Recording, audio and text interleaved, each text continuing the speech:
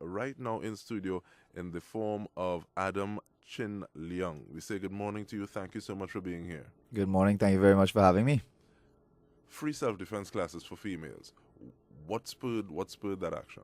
Um, well, I mean, other than the fact that last year, the latter part of last year, there was so many tragedies. Shannon Banfield being one. One day I was taking a drive with a couple of friends of mine, and I got a voice note from some girls in a fitness boot camp in the dojo, a group that we have, and the voice note stated that a girl was almost kidnapped. And it just seemed to me that more and more of these things were happening over and over, and it started to become a bit personal to me, being a husband, a father, a son, and a brother. I had very special women in my life as well too, and Trinidad is such a beautiful country, but it's becoming very scary. And one of the things that I think that God blessed me with was the ability to teach. I've learned martial arts all throughout my life since the age of 5, so that's 34 years. You do the math. But yeah, it's something that I'm good at, and it's something that I'm good at teaching as well too. So I said, well, I mean, if it's something small as being able to teach a class free of charge for a couple of ladies, then no big deal. So I sent out a voice note to the same group and said, tell everybody that you want to come to the dojo, and we'll give them free self-defense classes for 2 months up until Carnival. Well, forgetting how Trinidad is with social media, it went nationwide. We got 1,600 applications, so it was quite overwhelming. But thank God for people like Sport Company of Trinidad and Tobago who've stepped up and given us the facilities of Jean Bear Complex and Woodbrook Youth facilities to help us out. Tribe Carnival has also helped us out by buying us a speaker system. Avenue Montaigne bought us a mic set because we started off the first couple of days teaching, and when you're teaching hundreds of people, it could take a toll on your vocal cords. So we're really happy and appreciative for those companies stepping up and helping us out.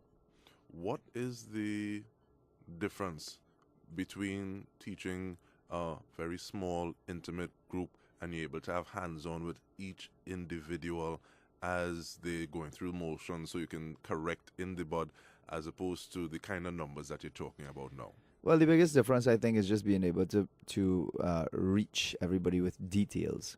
Some of the techniques that we're teaching them, even though it's not the focus, the technical side of it isn't the focus, it's more the theoretical side, because the technical side takes years and years and years to actually perfect. So for all the instructors that have been saying, yes, you can't teach self-defense courses, it's technically you can't, because it's like learning a different language. If you try to learn Mandarin or you try to learn Japanese in 2 months' time, it's going to be difficult, but you are going to leave with 1 or 2 words that may help you out.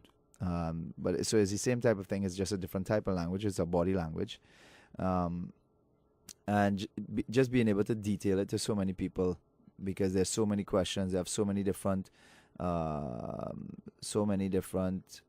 opinions and experiences from the participants, that they ask many different questions. So one of the things that we tend to start off the course with, or let everybody know, is that what we're trying to do is just build a foundation.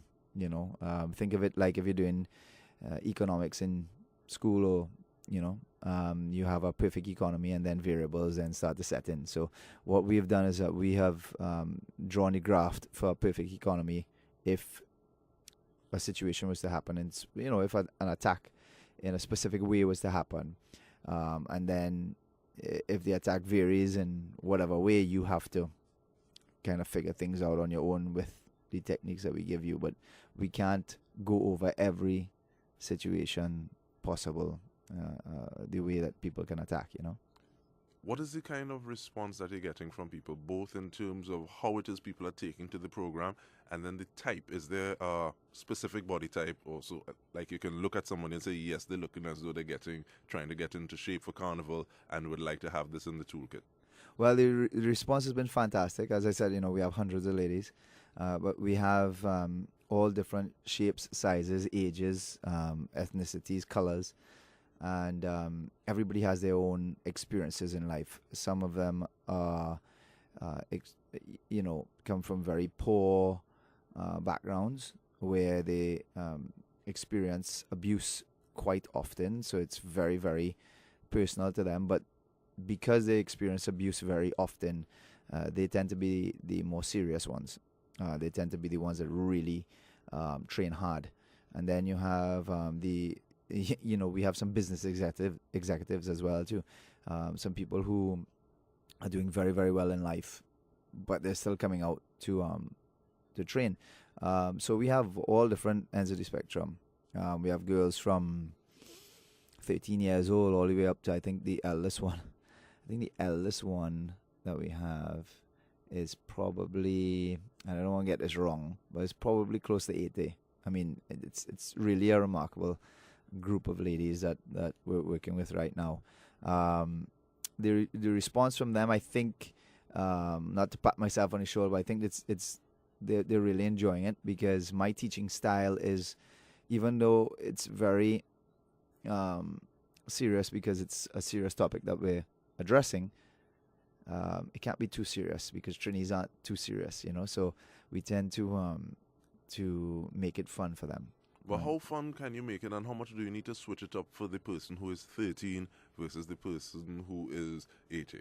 Well, you see, the thing about it is that you're dealing with a serious topic, right? So you're dealing with the fact that somebody has to learn how to protect themselves, and at the same token, they have to kind of understand these techniques. But if it becomes too serious, what we've noticed in my years of teaching courses, you tend to have a high dropout rate because it's too serious, and our culture does not warrant those type of serious situations, even though the topic is serious. So what we try to do is we try to break the ice a little bit, so break the intensity of it a bit. So lots of times if we're showing a technique, so if I'm showing bear hug from behind, I'll show a technique and I'll show how devastating the technique could be. And then when the ladies start doing it, there are little errors every once in a while, but you break it down into something that they understand. So when we're doing bear hug from behind, we have something called base. When we base, it's like doing a wide-legged squat position, and you bend your body over, right? So you're almost in a whining position, right? So, lots of times I find that women get down into that position and they're not exactly sure. So I kind of break the ice and say, you're not whining in this position, blah, blah. And it really kind of sinks into them. So that's why I say, they're having fun while learning to defend themselves, because they're really understanding, using the type of lingo and the type of methods of teaching. They're really understanding what we want from them, which is great, because, one of the things that's really impressive as a cook, you have these ingredients that you get raw, and then you slice them up, dice them up, you bake them, and you put your own little seasonings and so on them, and then they become this masterpiece. And to be quite honest with you, for the last 2.5 weeks since we started this thing, we had some ladies that were, two left feet. Like, they really had no coordination at all, and these ladies are now being able to put it together. Like, they're doing really, really well. So I'm really happy about that. Well, part of the reason I also ask is because the 13-year-old, depending on how intense it is, they fall, they might bounce. The 80-year-old, they fall, they might break. Mm-hmm. So how do you treat with that? You let everyone know from the start that what they're learning is not ballet. It's not Latin dancing.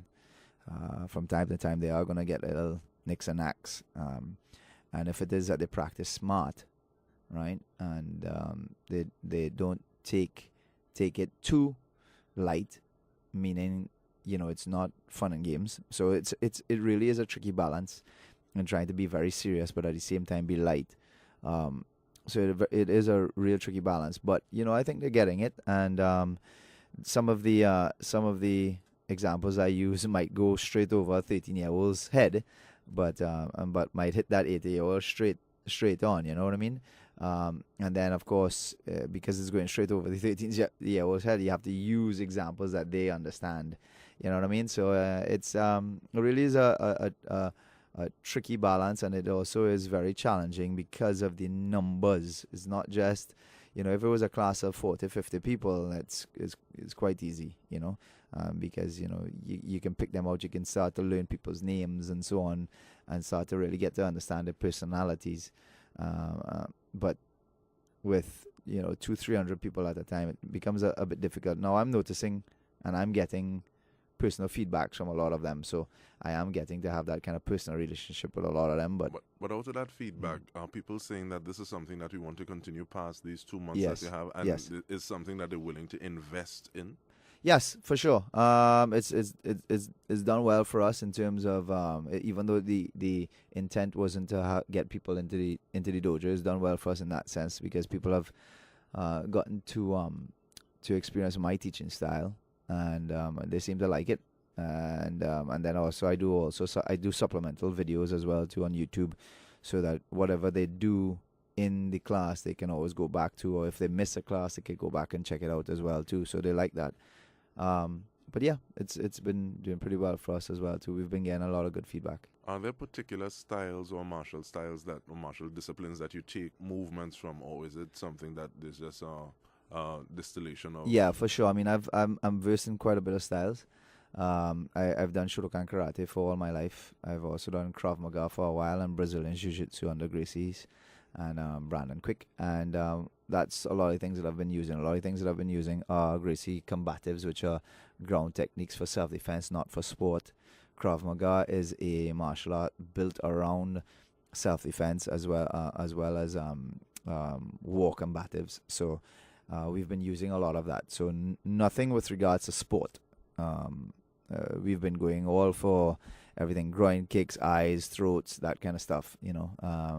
But at the same token, you have to build in other things as well. Because asking somebody to strike the eyes, it's not as easy as people say it is. It takes a bit of practice. What has this been an eye-opening experience with regard to the potential of synergies and building partnerships with? You spoke about the sport company and using that facility. Do you think this is something that we can build on? I certainly do.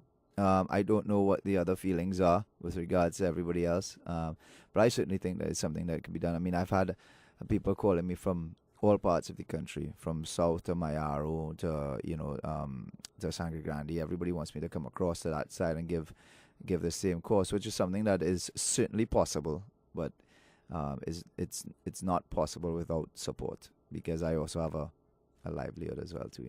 Definitely. But finally, how do people contact you?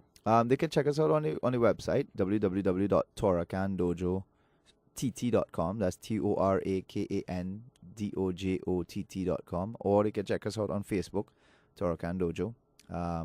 And if you're interested in coming and doing the self-defense courses, it's every Monday, Wednesday, and Friday. Every Monday and Friday is from 7 to 8 in the Woodbrook Youth Facility, and every Wednesday from 7 to 8 in the Jimpe Complex. Well, Adam Leung, we want to thank you very much for your time and for actually saying this is something that I want to do and moving forward with it, because many times the road to hell is paved with good intentions and we say, okay, well, this could work, but it doesn't get done. I really appreciate your support. I'm sorry about being tardy. I actually thought it was supposed to be at a different time, but at least we got here and we got it done. So thank you very much for having me and spreading the news, and thank you very much again for your support.